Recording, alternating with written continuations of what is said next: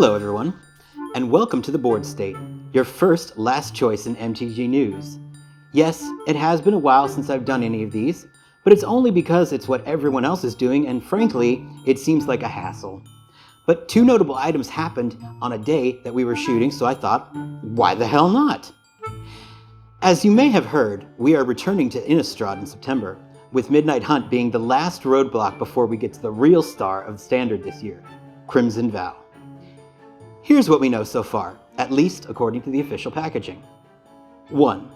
Soren is back on Innistrad, and someone has let him out of the rock. 2. Olivia Voldaren is playing the lead in this set. Aside from being on 3 out of the 4 package designs, she also is getting a massive boost in prominence by marrying a Markov.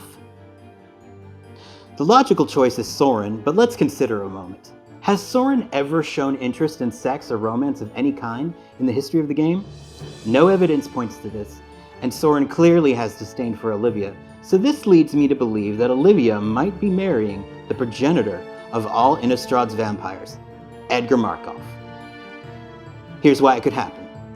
Besides having gone missing but never confirmed dead, Edgar is long due for a reappearance in the story, and we know that he has had sex at least once, as made evident by his grandson. 3. There will be more than just a marriage. When you consider the commander deck for the Crimson Vow is called Vampiric Bloodlines, it raises the question, what usually happens when 2 bloodlines make a vow? That's right, a vampire baby could happen. There's no evidence to show that this cannot happen, and after all, what good is nobility without any offspring to continue its reign?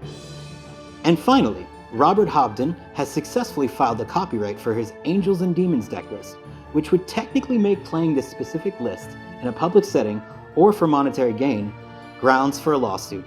Hobden, who has a PhD in applied physics, has filed provocative copyrights in the past, including where he reproduced MC Escher's work on nanoscale, which cannot actually be seen by the naked eye. It's a fascinating and possibly dangerous social experiment, as this sets precedent for any Magic the Gathering set list to be eligible for copyright. More news on this as it comes. And that wraps up today's news. I'm Alper Markov, the Board State is presented, and until next time, I got a scoop.